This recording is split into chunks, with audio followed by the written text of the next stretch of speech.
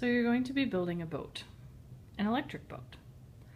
The materials that you're going to get are, you're going to get a motor that looks like this. It's going to have two ends here, and it has a shaft at the other end. You're going to get a propeller that looks like this. You're going to get a clips that will attach to a 9-volt battery. And you're also going to get sort of a shaft. That's going to be, it's actually a lollipop stick, and I'll explain what the point of that is in a moment. What you won't get, but what you need to provide in your group, is a 9-volt battery. We have some test batteries that you can use for the first couple of days this week that were left over from last year. But you will need to, in the end, for Monday, when we test the boats, you will need to provide the batteries that you will use to actually test. So the idea is that you have to build a boat that is going to use these materials to propel itself through the rain gutter. And so the rain gutter looks like this. It's 3 meters long. Currently I don't have it filled with water. It's only about just a few inches wide. And basically you have to use the motor and the propeller to propel it along that 3 meters. And so I have a couple of examples that were left over from last year just to show you, but basically you're going to be using, you have to build the boat out of whatever materials you have. So this person from last year used some sort of insulation foam to carve out materials. This person used a milk carton, but you can use, the goal is to kind of use recycled materials. So I've seen milk cartons, 2-liter bottles, I've seen a calculator cover, I've seen all kinds of things used as boats. And there's going to be lots of trial and error.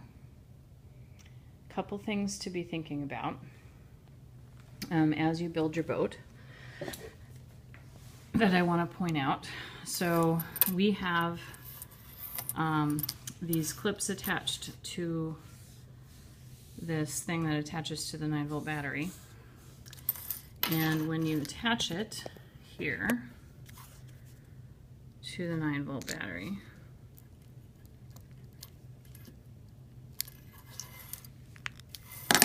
and you clip it to the posts, this is why we did it this way, and you can hear the motor going. Right now this shaft is fairly short, and so if you attach the propeller to the motor, I could do this video with one hand.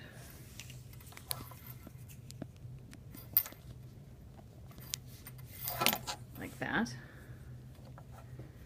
And I attach the other end.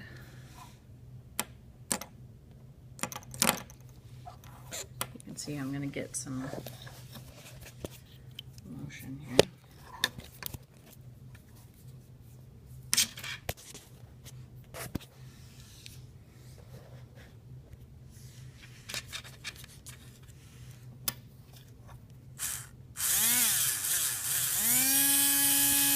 Depending on how you attach the leads, you can get the propeller spinning in 2 different directions. So you'll have to figure out, you'll get your boat either moving the right way or the wrong way down the runway.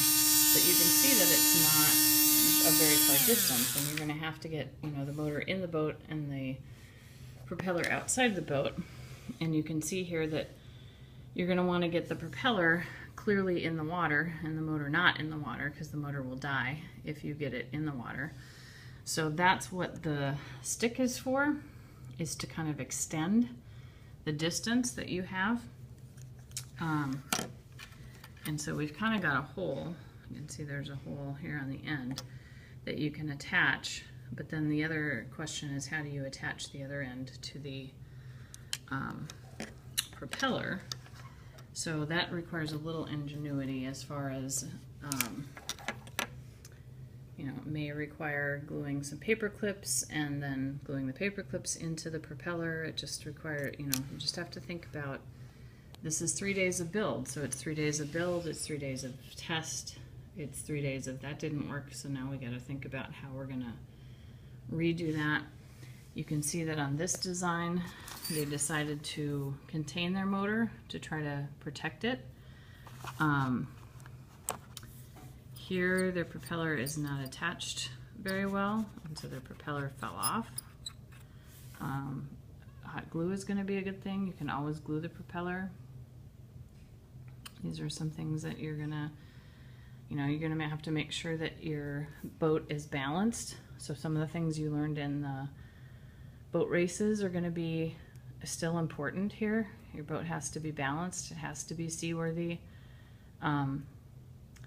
It needs to be able to, you know, clearly fit well in the rain gutter. So size is going to be important.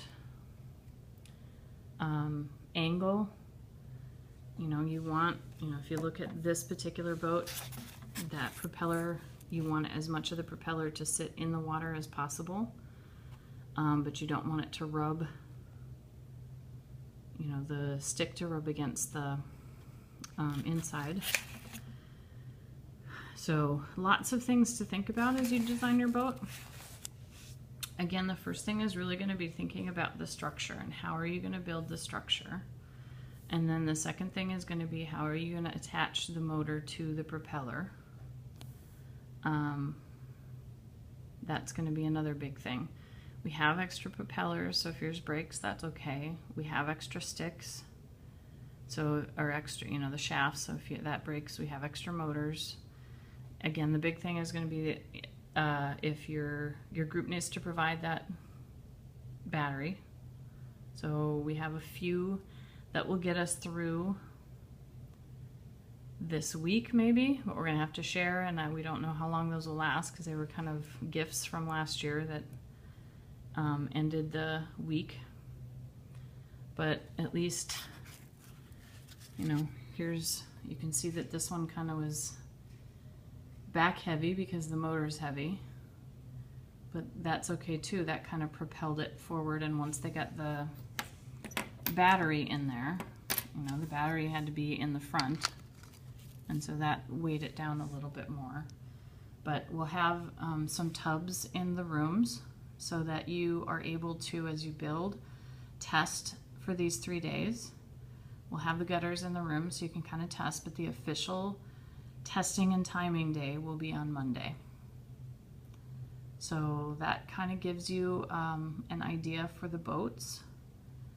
And today is really for kind of getting the plan together, getting your groups together, getting a plan for what materials you want to think about using.